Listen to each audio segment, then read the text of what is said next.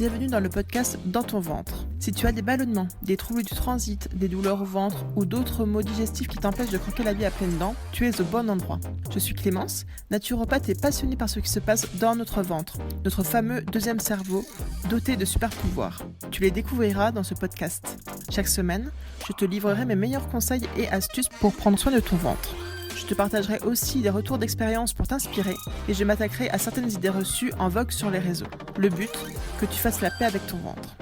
Alors, prête pour ce voyage dans ton ventre ? Je te laisse avec l'épisode du jour. Hello ! Aujourd'hui, je suis contente de te retrouver pour te partager une réflexion que je me fais depuis quelques semaines. En fait, depuis 1 an, je suis dans une sorte de statu quo. C'est-à-dire que je n'ai pas eu beaucoup de modifications de ma routine sportive, de mon alimentation, de mon poids et globalement de toute mon hygiène de vie. Et j'aimerais apporter des changements dans ma vie. Je pense que c'est aussi la nouvelle année de 2024 qui fait ça. J'ai vraiment envie d'améliorer mon hygiène de vie. Et j'ai commencé à mettre en place certains changements concernant l'organisation de mes repas, concernant mes habitudes du soir, concernant le sport. Je pense que tu as déjà entendu cette phrase d'Albert Einstein qui dit « La folie, c'est de faire toujours la même chose et de s'attendre à un résultat différent ». Je suis entièrement d'accord avec cette phrase, mais en fait, quand on veut changer ses habitudes, je me rends compte, et je le sais, qu'on peut rencontrer un peu, voire beaucoup de résistance. Et souvent, quand je me perds sur Instagram, à scroller et à voir ce que les autres font de leur vie, je réalise que l'être humain a vraiment tendance à se compliquer la vie. Après, c'est top de voir plein de belles recettes ou encore des fit girls qui te montrent des super enchaînements pour avoir le plus beau des fessiers ou un ventre plat. Mais si actuellement tu ne fais pas d'activité physique et que cuisiner rime pour toi à te faire cuire des pâtes ou réchauffer un plat au micro-ondes, ça peut te paraître insurmontable et tu préfères ne rien faire. Et je te comprends, j'étais dans ce cas et tu peux aussi ressentir de la jalousie, de l'envie ou alors te sentir nul, te dire que toi tu pourras jamais y arriver, etc. Tu peux avoir beaucoup de pensées limitantes et de croyances bloquantes. Et je me disais justement, pourquoi est-ce qu'on ne reviendrait pas à l'essentiel pour faire des choses qui nous font du bien et pour prendre soin de nous ? J'aime beaucoup cette phrase qui est « faire moins pour être plus ». Juste commencer par des actions simples. Par exemple, si tu n'as jamais cuisiné ou que tu n'aimes pas cuisiner, commencer par acheter des légumes d'un producteur local et des œufs, des bons produits, on va dire, qui te donnent envie de cuisiner et juste les préparer dans des plats très simples. Et peut-être qu'ensuite, tu auras envie de faire des plats plus élaborés, de faire même de la pâtisserie ou d'essayer d'autres plats avec plus de préparation. Mais en fait, le tout est de commencer et de faire petit pas par petit pas. Et c'est vrai que quand on veut changer quelque chose dans sa vie, on a souvent des objectifs hyper hauts, on est très motivé au début et en fait, ça ne dure pas et après, on est déçu souvent. Là, ce que je te propose, c'est de regarder les domaines dans lesquels tu voudrais avoir une amélioration, que ce soit l'alimentation, le sport, la santé, etc. Et de te demander quelle est l'action la plus simple que tu pourrais faire dès maintenant pour améliorer ce domaine et y aller. Tu vas me dire, mais c'est quoi le rapport avec les troubles digestifs ?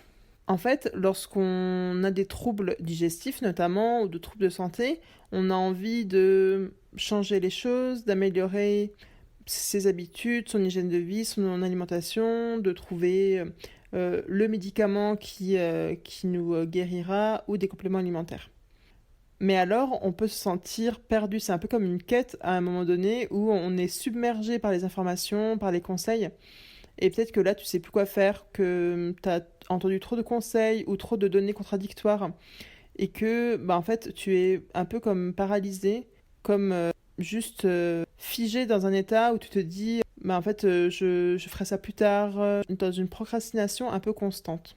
Et je te conseille que lorsque tu te sens comme ça submergé par toutes ces informations, juste te poser et respirer un bon coup. C'est ce que je fais en ce moment et ça m'aide pas mal. En fait, c'est vraiment un super outil, les réseaux sociaux, c'est très inspirant, on découvre plein de nouvelles choses, ça assouvit notre curiosité, je vais dire. Et souvent, ça idéalise la réalité. Car dis-toi bien que la plupart des contenus que tu vois, ils sont réfléchis, scriptés et travaillés. En fait, Instagram, ça rime plus vraiment avec la spontanéité. Au contraire, tout est millimétré, tout se veut impactant, et en fait est là pour te créer des émotions. Alors oui, ça fait rêver en général, ça inspire, mais aussi ça peut te démoraliser, te dire que c'est pas pour toi tout ça, que tu n'y arriveras pas, que c'est pour les autres, que toi t'es pas assez ci, pas assez cela. Et en fait, ben voilà, tu restes là dans ton état sans savoir quoi faire et t'es plus déprimé qu'autre chose. Dans ce cas-là, je te conseille vraiment de couper les réseaux sociaux et de revenir à toi et à l'essentiel. En fait, pour changer les choses, il faut vraiment revenir à la base. Vraiment simplifier au maximum ce que tu peux mettre en place. Souviens-toi que 20% des efforts donnent 80% des résultats. Donc ce qui compte, c'est que tu priorises et que tu simplifies au maximum ce que tu veux faire. Plus les règles sont simples à suivre, plus tu vas les suivre longtemps. Par exemple, pour mieux digérer, tu n'as pas besoin d'ajouter je ne sais combien d'aliments, entre guillemets miracles. Tu n'as pas besoin d'avoir les ustensiles de cuisine dernier cri, le vitaliseur, un extracteur de jus dernière génération très coûteux. Tu as juste besoin... Alors c'est vrai que c'est pas mal d'avoir des ustensiles en inox par exemple, donc une bonne casserole, une bonne poêle, un cuit-vapeur, et c'est à peu près tout en fait. Retiens que tu as besoin de simplifier ta vie. Je pense que je vais le répéter assez souvent dans cet épisode de podcast, mais en fait c'est juste par exemple pour bien manger. Dans quelles conditions on mange le mieux? C'est lorsqu'on est assis, tranquille, et c'est à peu près tout. C'est vrai que ton processus digestif va être plutôt perturbé lorsque tu vas manger très rapidement, en étant stressé, manger debout. En fait, c'est juste revenir aux fondamentaux. Aussi, prendre le temps de mastiquer, ça aide énormément. Mais tu vois bien que juste en faisant ça, ça va grandement améliorer ta digestion. Et franchement, si tu ne me crois pas, je te conseille vraiment de tester, de prendre le temps au prochain repas, 20 minutes. Si tu es habitué à manger rapidement, prends 20 minutes, pose-toi, vraiment mets-toi dans des conditions sympas pour manger, pour avoir le temps de savourer ton repas et mastique bien chaque bouchée. Je pense que tu verras une différence ensuite sur la digestion si tu es vraiment habitué à avaler ton repas assez rapidement et pas vraiment faire attention à ce que tu manges. Donc vraiment, quand tu reviens aux bases et que tu revois tes habitudes de vie, beaucoup de choses vont s'améliorer. T'as pas besoin d'actions très sophistiquées pour améliorer les choses. Et tu vois, par exemple, pour avoir une meilleure alimentation, je me crée des menus, parce que c'est vrai que des fois, je rentre assez tard du boulot, j'ai la flemme en fait de me faire à manger, donc c'est vrai que j'ai tendance à manger des choses un peu à la va-vite, ce qui me tombe sous la main. Et j'ai acheté récemment des légumes surgelés. Et je t'avoue que je l'avais pas fait depuis très très longtemps parce que alors, je trouve ça un peu moins bon que les légumes, on va dire frais. Je sais pas, je suis moins attirée par ça. Et là, je l'ai fait parce que j'avais envie, on était en janvier, j'avais envie de manger une ratatouille. Plutôt que d'acheter tous les légumes qui sont pas de saison et de préparer ma ratatouille, ben, j'ai décidé d'acheter des légumes surgelés. Et écoute, c'était plutôt sympa comme expérience. Ça m'a réconcilié, on va dire, avec les légumes surgelés. Et en fait, à un moment, il faut arrêter de chercher la perfection, ça je t'en reparlerai un peu plus tard, mais juste te demander c'est quoi le rapport entre guillemets bénéfice-risque, c'est-à-dire est-ce que c'est mieux de pas manger de légumes ou de manger des légumes à majorité surgelés ou qui sont en boîte de conserve.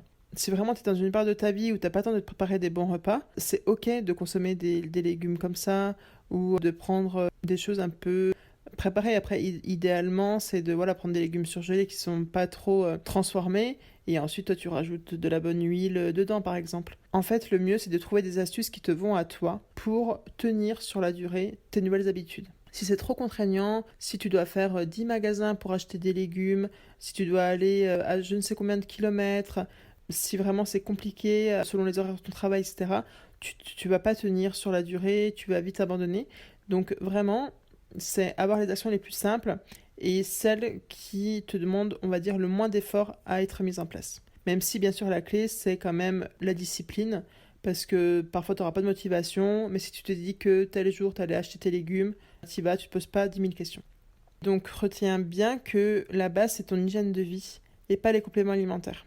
C'est vrai que, alors les compléments alimentaires, j'en conseille beaucoup à mes clientes, mais retiens aussi qu'il y a beaucoup de marketing autour de tout ça, parce qu'il y a de plus en plus de laboratoires qui se lancent dans ça, beaucoup plus de pubs par rapport aux compléments alimentaires. Et c'est vrai que notre alimentation maintenant est moins riche en micronutriments. C'est vrai qu'on est soumis à beaucoup plus de stress, beaucoup plus de pollution, et que nos rythmes ne sont plus aussi physiologiques qu'avant. Notre rythme de sommeil, notre activité physique qui est vraiment réduite par rapport à avant.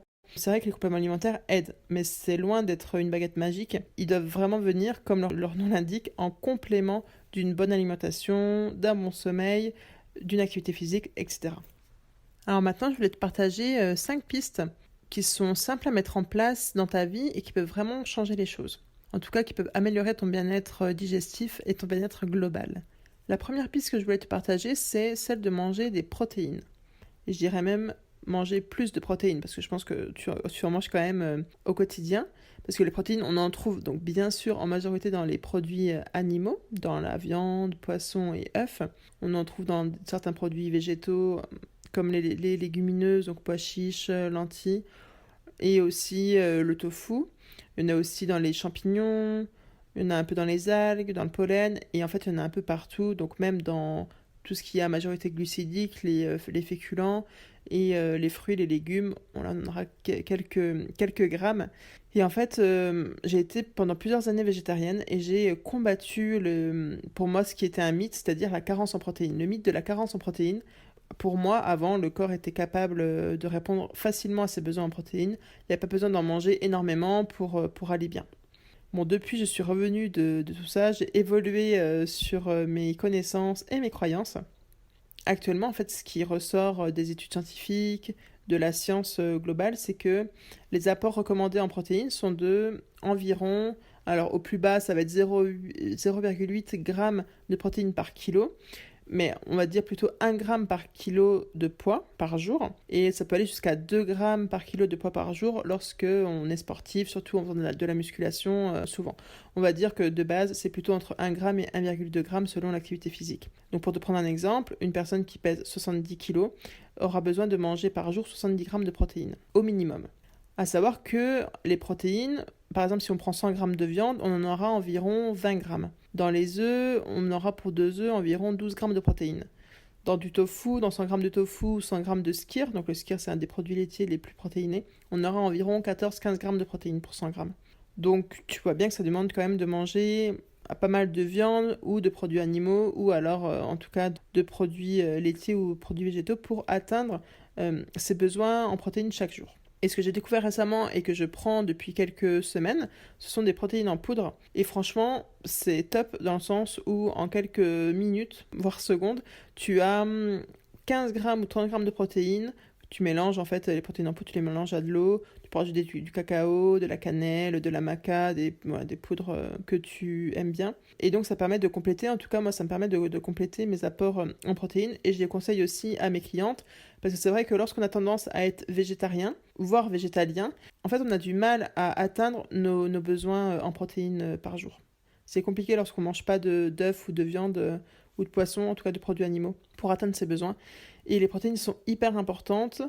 Déjà, je pense que le conseil de base, donc là, voilà, là on est dans la simplicité, donc comment faire pour augmenter son apport en protéines, c'est d'avoir une source de protéines par repas. Idéalement, c'est plutôt des protéines animales le matin et le midi, et plutôt des protéines végétales le soir. Donc les protéines animales, comme je t'ai dit, ça va être œufs, de la viande. Alors le matin, ça peut être du jambon, du saumon fumé.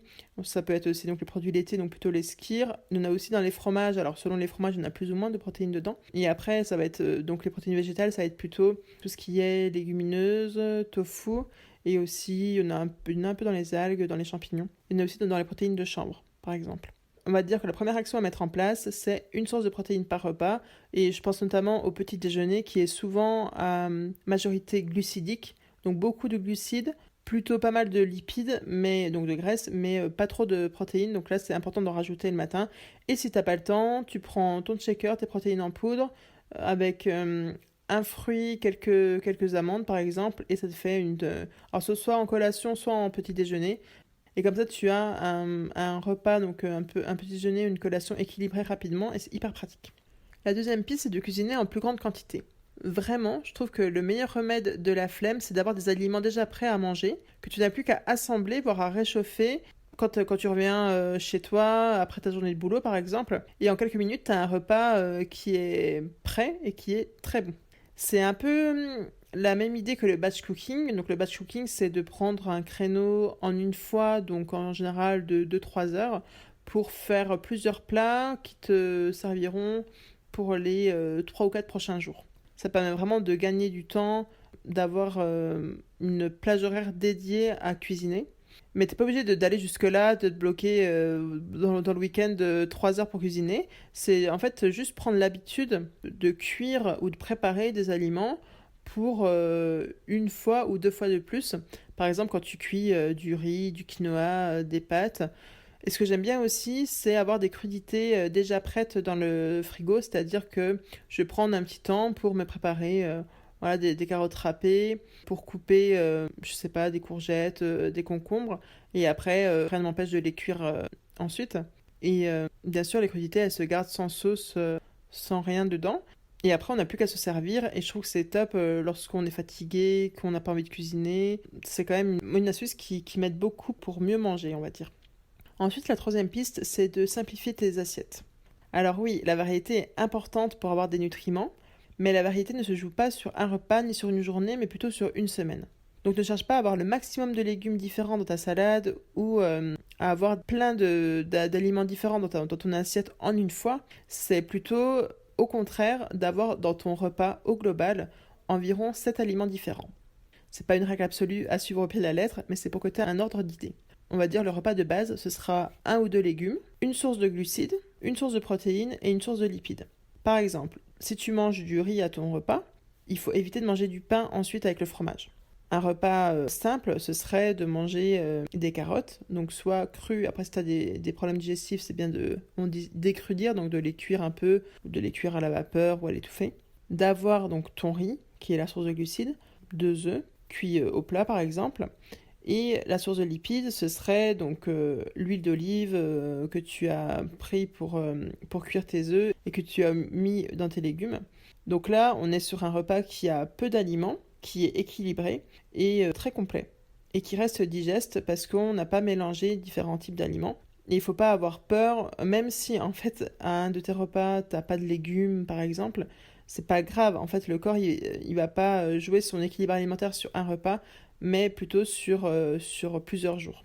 Donc pas de stress par rapport à ça et retiens que c'est vraiment de revenir à la base, donc d'avoir un légume, une source de glucides, de féculents en général, une source de protéines et une source de lipides.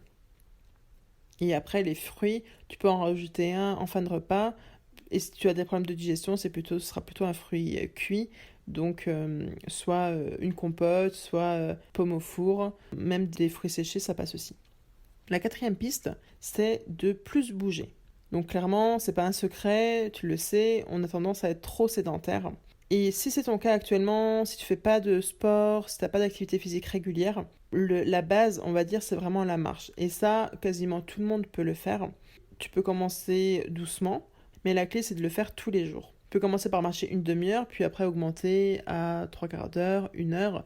Idéalement, c'est bien de faire, si tu peux compter tes pas, environ 8000 pas par jour au minimum. Tu peux aussi utiliser moins ta voiture, tu peux prendre un vélo pour aller faire tes courses, pour te balader. Et même si l'hiver, c'est pas forcément la meilleure saison au premier abord parce que il fait froid, parce qu'il pleut, parce qu'il neige, etc. Je trouve qu'au contraire, ça peut vraiment aider à travailler sur sa discipline et sur sa volonté. C'est-à-dire que si tu te dis que tous les jours tu vas marcher avant d'aller au travail, par exemple, je sais pas, de 7h30 à 8h30 le matin, et que finalement tu y vas, qu'il fasse beau, qu'il fasse froid, qu'il pleuve, déjà le fait de marcher te fera mieux te sentir dans ta peau et aussi tu seras fier de toi. Donc l'activité physique c'est important pour aussi le système digestif, notamment le transit. C'est vraiment lorsqu'on a un transit ralenti, une des clés c'est de bouger, c'est de plus bouger et aussi ça améliore la santé mentale et il faut bien retenir qu'en fait le ventre est très relié au cerveau. Donc la santé mentale et la santé digestive sont en lien très étroit. Donc quand tu améliores l'une, tu améliores l'autre. Et après, bien sûr, c'est aussi trouver une activité physique que tu aimes. Faut pas te sentir obligé de faire telle ou telle activité physique parce qu'on t'a dit que. C'est vraiment toi trouver ce qui te plaît pour pouvoir y aller régulièrement, faire ça avec plaisir. Parce que c'est quand même aussi le but de se faire plaisir. Et après, ça jouera sur, comme je l'ai dit, ton estime de toi, ta santé, ta forme. Donc ce sera un cercle vertueux que tu auras envie de continuer. Donc là, ce que tu peux faire déjà, c'est vraiment commencer par marcher une demi-heure la première semaine, puis augmenter d'1/4 d'heure la deuxième semaine de marche pour arriver jusqu'à 1 heure, 1 heure et demie par jour. La cinquième piste, c'est de lâcher la perfection. Alors pour moi, c'est un gros morceau parce que je suis de la team perfectionniste. Je sais pas si toi aussi tu l'es. Et en fait, lorsqu'on est de la team perfectionniste, on a tendance à vouloir que tout soit parfait avant de passer à l'action. Ce qui fait qu'on a du mal à passer à l'action et que souvent on ne passe pas à l'action. Ou alors on abandonne assez rapidement parce que si c'est pas assez bien, on n'a pas envie de continuer. Donc là, c'est apprendre à être OK avec le fait que certains jours, tu n'iras pas marcher ou certains jours, je sais pas, peut-être un jour dans la semaine, tu vas sauter le petit déjeuner parce que tu as eu un imprévu ou tu vas manger une sucrerie au bureau parce que tes collègues ont amené un gâteau, etc. C'est être OK avec le fait que la flemme l'emporte parfois sur la motivation et que c'est bien d'être discipliné, mais voilà, ça arrive que, par exemple, si tu es vraiment fatigué et que tu as une séance de prévue ou que tu as tes règles, que tu le sens pas, bah c'est OK de pas aller faire ta séance de sport aussi, ça arrive. C'est vraiment retenir que pour aller au-delà de la perfection, du perfectionnisme, c'est de oser passer à l'action. Et comment on dépasse ce perfectionnisme? Moi, ce qui m'aide et ce qui m'a aidé et ce qui m'aide encore, c'est vraiment de finalement lâcher les grands objectifs, lâcher la pression qu'on se met et finalement décortiquer les objectifs qu'on a à la plus petite action, la plus simple, au plus petit pas que je peux faire aujourd'hui. C'est-à-dire que par exemple, si... Alors, je vais prendre un exemple me concernant. J'aimerais me remettre au trail d'ici septembre. Et donc actuellement, je ne cours plus. J'ai couru il y a quelques mois, quelques années, je courais régulièrement, je courais bien, mais là, ça fait plusieurs mois que je ne cours plus. Premier abord, avant, je me serais dit que voilà, il faudrait que j'achète telle tenue, que j'ai les baskets, la tenue, que j'y aille je ne sais combien de fois par semaine pour courir. J'aurais fait ça pendant 2 semaines, j'aurais lâché. Donc là, maintenant, c'est déjà depuis quelques semaines, j'ai repris la marche de manière régulière, le plus régulièrement possible. Et je vais commencer, ça fait on va dire un mois que je vais marcher dans la colline, donc je marche en marche rapide, ouais, je fais du dénivelé. Et là, la prochaine étape, c'est d'aller courir une fois par semaine, mais commencer par courir donc sur du plat, sur 1 heure de sortie, commencer à courir 15 minutes, puis j'augmenterai petit à petit. Et en fait, le fait de décortiquer vraiment mon objectif et mes actions, ça fait que en fait, je passe à l'action et que bah, je vois que finalement, j'y vais très progressivement, mais c'est vraiment ce qui me permet d'avancer petit à petit. Et finalement, tout n'est pas parfait, mais je suis fière de moi d'être passée à l'action et de continuer à passer à l'action. Même parfois, ça peut prendre plus de temps que prévu et c'est complètement OK. Alors, pour récapituler ce qu'on a vu dans l'épisode, rappelle-toi que quand tu veux changer tes habitudes, quand tu veux améliorer ton bien-être, demande-toi quelle est l'action la plus simple que tu peux mettre en place dès maintenant. Et surtout, un conseil, prends du recul par rapport aux réseaux sociaux. Souviens-toi que sur Instagram ou sur TikTok ou sur ton réseau social préféré, tout est travaillé et réfléchi, tout est mis en scène. Et que finalement, ce que tu vois, ça peut être assez loin de la réalité de la personne qui poste. Et j'aime beaucoup cette phrase, faire moins pour être plus. Souviens-toi que 20% des efforts donnent 80% des résultats. Et je te rappelle les 5 actions que tu peux mettre en place dès maintenant pour améliorer ton bien-être global et ton bien-être digestif. Ajouter une source de protéines à chaque repas. Et notamment, n'oublie pas de rajouter des protéines au petit déjeuner, c'est souvent là qu'il en manque. De cuisiner en plus grosse quantité. Et même, comme je te l'ai dit, de prendre du surgelé ou des boîtes de conserve en dépannage. Simplifier tes assiettes en ayant environ 7 aliments différents par repas. De bouger plus au quotidien et la meilleure façon de plus bouger, c'est de commencer à marcher. Donc commencer par une demi-heure la première semaine, puis ajouter un quart d'heure. Et on va dire le repère à avoir, c'est de marcher environ 8000 pas par jour. Et la dernière action, c'est de lâcher la perfection. Voilà, on va dire que c'est pas vraiment une action concrète, mais en tout cas, ce que tu peux déjà faire, c'est de voir dans quel domaine tu veux améliorer ta vie et de voir la plus petite action, le plus petit pas que tu peux mettre en place dès maintenant et de passer à l'action dès maintenant. Voilà, c'est la fin de cet épisode. Si tu l'as aimé, n'hésite pas à aller mettre 5 étoiles sur ta plateforme d'écoute préférée. Je te remercie sincèrement pour ton écoute. Je te dis à bientôt pour de nouvelles aventures dans ton ventre.